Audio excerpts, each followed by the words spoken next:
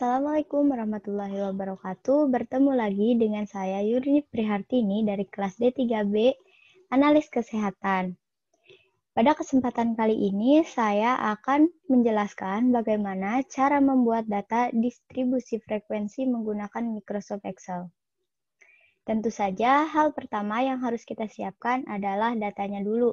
Di sini saya mempunyai data sampel kadar kolesterol dari 15 pasien yang berbeda. Bisa dilihat di sini datanya sudah saya urutkan ya.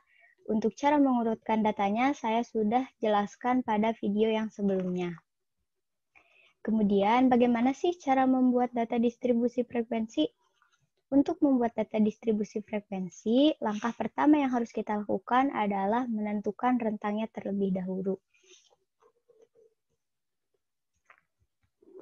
Untuk menentukan rentang atau range, kita hanya perlu mengurangi data yang terbesar oleh data yang terkecil. Di sini saya mempunyai data yang terbesarnya adalah 135 dan data yang terkecilnya adalah 119.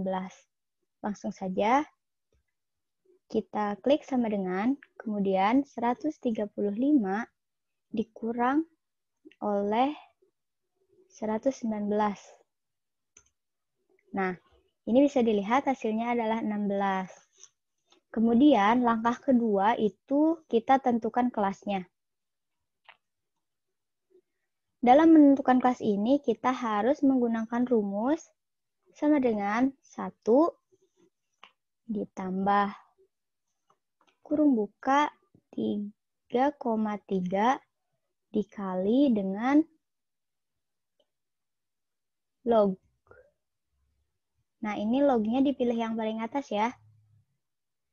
Kita menggunakan log 15 karena log ini adalah banyaknya data. Karena kita di sini mempunyai 15 data, jadi kita menggunakan log 15. Langsung saja enter. Baiklah, bisa dilihat di sini kelasnya adalah 4,888 sekian. Kemudian selanjutnya kita tentukan interval.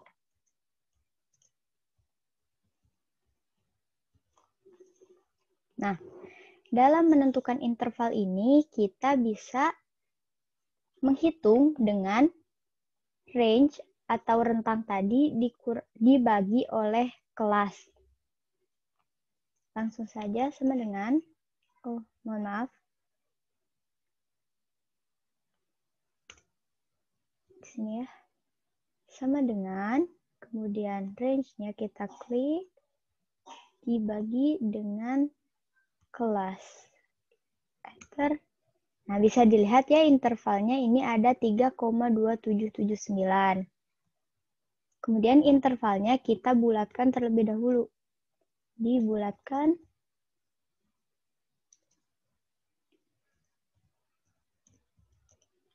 Menjadi 3.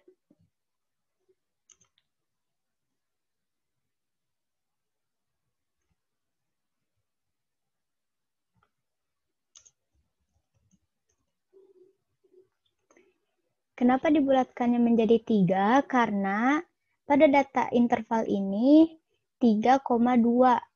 2 ini lebih mendekati kepada 1. Jika kita mempunyai datanya 3,8 atau 3,9, kita bisa membulatkannya menjadi 4. Kemudian setelah itu, karena sekarang kita membuat data distribusi frekuensi, maka kita buat tabel distribusi frekuensi terlebih dahulu. Untuk membuat tabelnya, pertama, apa sih frekuensi itu? Frekuensi itu adalah banyaknya data yang keluar pada rentang kelas yang nilainya ada pada data tersebut. Nilainya dimulai dari data yang paling rendah. Seperti di sini kita mempunyai data yang paling rendah adalah 119 ya.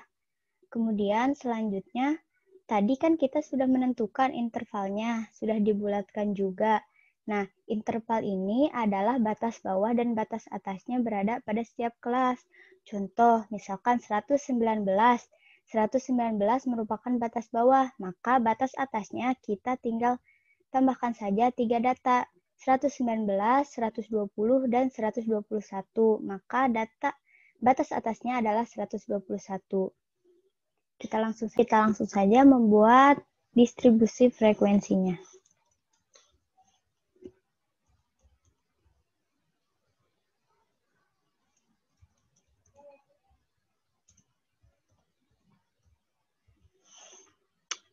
Di sini kita mempunyai batas bawah 119 sampai 121.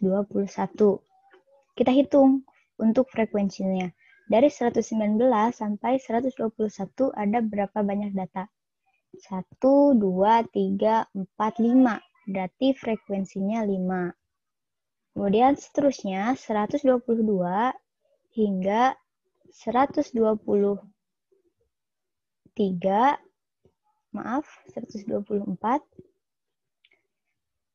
Di sini kita hitung berapa frekuensinya. Frekuensinya ada 1, 2. Ada 2 ya. Kemudian dari 125 hingga 127 kita hitung juga ada 1. Selanjutnya 128 hingga 130.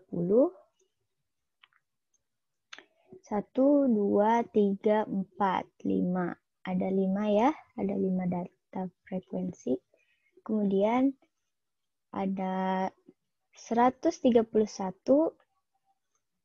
sampai 133. Di sini kita mempunyai satu data. Ya, dan yang terakhir ada 134 sampai 136. Di sini kita juga mempunyai satu data. Nah, setelah ditentukan nilai distribusi frekuensinya, kemudian kita cari bin-nya. Bin itu apa sih? Bin ini adalah nilai batas atas dari setiap kelas. Jika tadi pada kelas 119 sampai 121, nilai terbesarnya adalah 121, maka bin-nya adalah 121. Langsung saja kita cari bin. Untuk data pertama itu ada 121. Data kedua ada 124.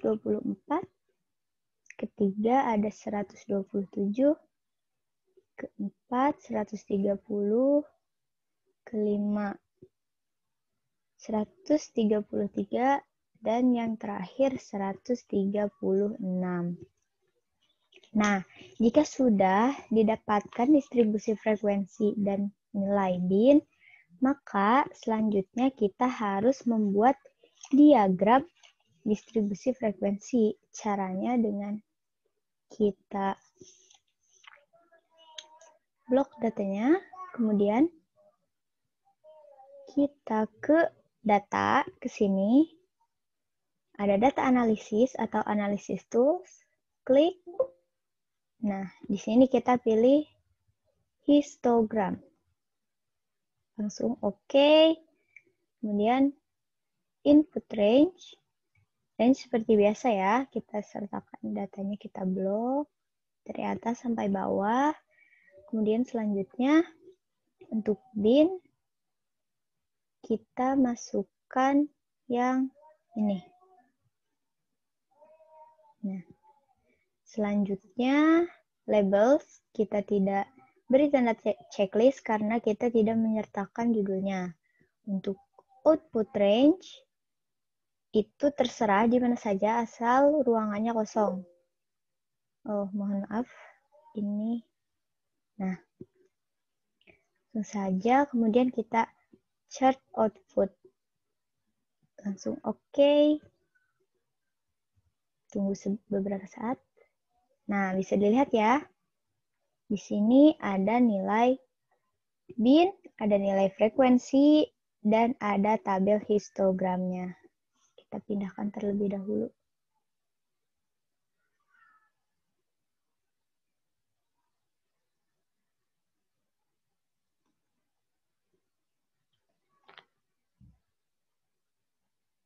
Nah, bisa dilihat ya. Kemudian, selanjutnya, jika sudah, kita bisa menggunakan data ini. Caranya dengan kita copy dan paste ke sini. Nah, jadi tampilannya seperti ini. Ya, mungkin segitu tutorial dari saya. Mohon maaf apabila ada kesalahan. Sampai jumpa. Wassalamualaikum warahmatullahi wabarakatuh.